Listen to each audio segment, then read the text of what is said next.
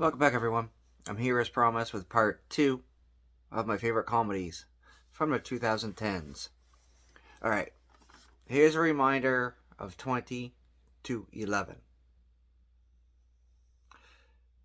There's a lot of good ones on that part. Like I said before, these are in order from earliest to latest. So, let's go with number 10. Number 10 stars Melissa McCarthy and Sandra Bullock as cops.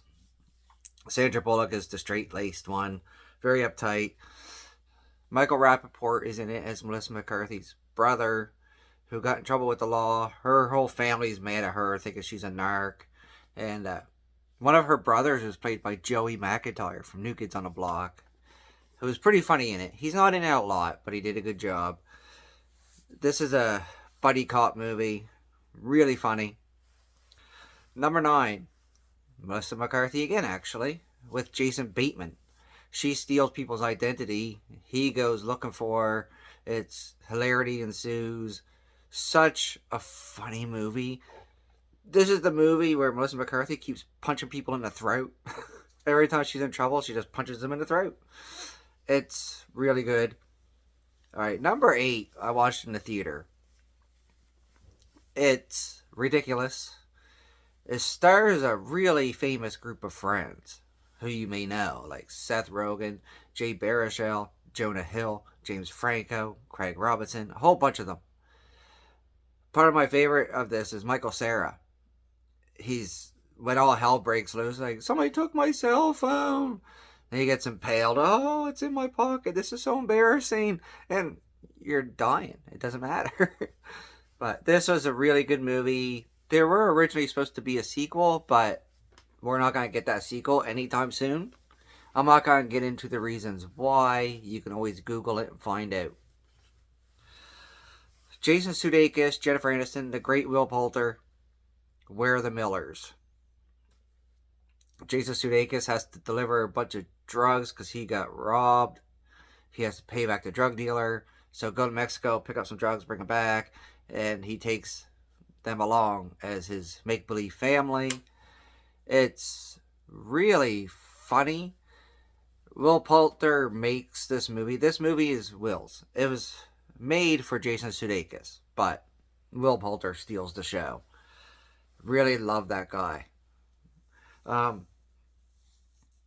Seth MacFarlane created A Million Ways to Die in the West.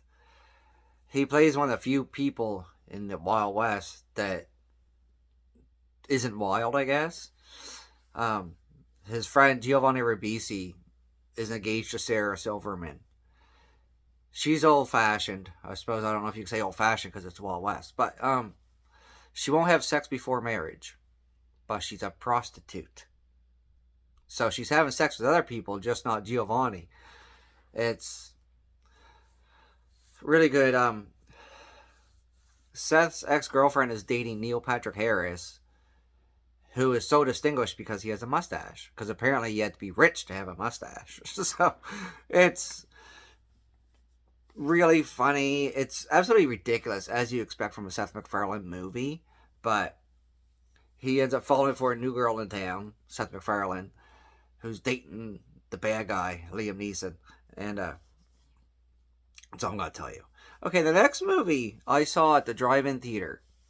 It's a movie for a TV show. I didn't watch the TV show, but the movie was playing. We were there, so we watched it. Entourage. It introduced us to the guys. And after watching the movie, we went and watched the entire series and liked it. But they're back. Drama, all of them. Johnny Chase. Turtle's my favorite. Eric. Ari. Turtle meets Ronda Rousey. He wants to represent her. She thinks he wants to date her. And it was a lot better than I thought it was going to be. Because I had heard of the show, but I never watched it. So I had no idea what to expect. But I enjoyed it a lot. And I haven't watched the movie since, but I have watched the series through a few times. I don't have to watch the movie. I actually have a few seasons of the series on DVD, but So Entourage, we're down to the last four. The next two have Kevin Hart. The first one is Get Hard, him and Will Ferrell. Will Ferrell's a white collar guy going to prison, and since Kevin Hart's black, he assumes Kevin Hart's been in prison and knows what it's like to be tough and everything, so he hires Kevin Hart to teach him to get ready for prison. It's as dumb as you think it is based on that description. That's why it's called Get Hard, because Kevin Hart's teaching him about prison life, and it's funny. It is actually funny, but not as funny as the next one. Kevin Hart and The Rock in Central Intelligence. They went to high school together.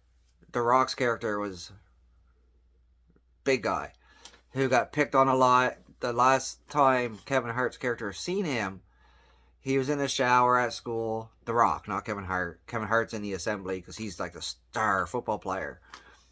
And a bunch of bullies grab The Rock naked and throw him into the gymnasium. And Kevin Hart gives him his jacket and cover up. Robbie Weirdick, that's what they call them. Jason Bateman plays one of the bullies when they're older. And now, The Rock is CIA. So he's after Kevin Hart to help him figure this out because his partner died. He's being framed for it. He thinks there's a cover-up somewhere trying to get it. And that's what it's about. Can Kevin Hart trust Robbie or not? It's really funny. I don't know how else to explain it, but one of the funniest parts for me was the beginning where The Rock is wearing the fat suit to Beyonce. Or is it Destiny's Child? I always get them confused because I'm going to be honest. I'm not a huge Beyonce Destiny's Child fan, so I don't remember which one's them, which one's her.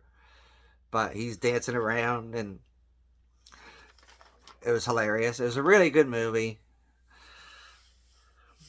John Cena's next. We go from The Rock to John Cena in Blockers.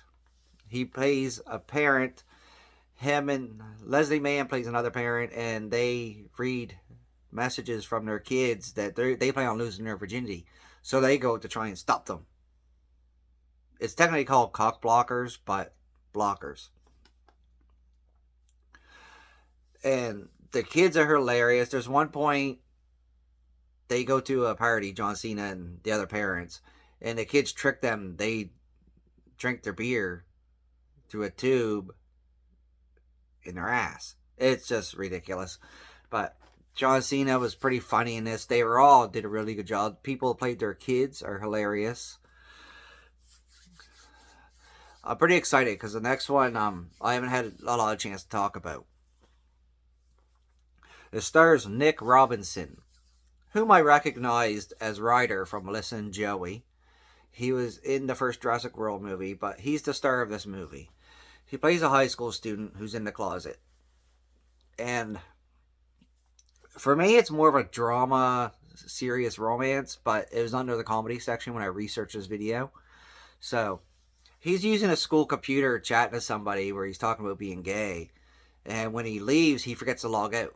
So another student sees it, blackmails him, Simon, into helping him because the guy has a crush on Simon's friend. So help me get with her or else the school's going to know. He goes, it just becomes way too much. The school does end up finding out. And he had fallen for the guy he was chatting to. All he knew was blue. Because he's also in the closet. He's scared to come out. So he kind of... It was such a really good movie. It was a lot better than it had any right to be. A lot better than I thought it was going to be. It's very moving and touching. And there is some comedy. But I don't want to tell you too much because it's a movie you have to watch for yourself called Love, Simon.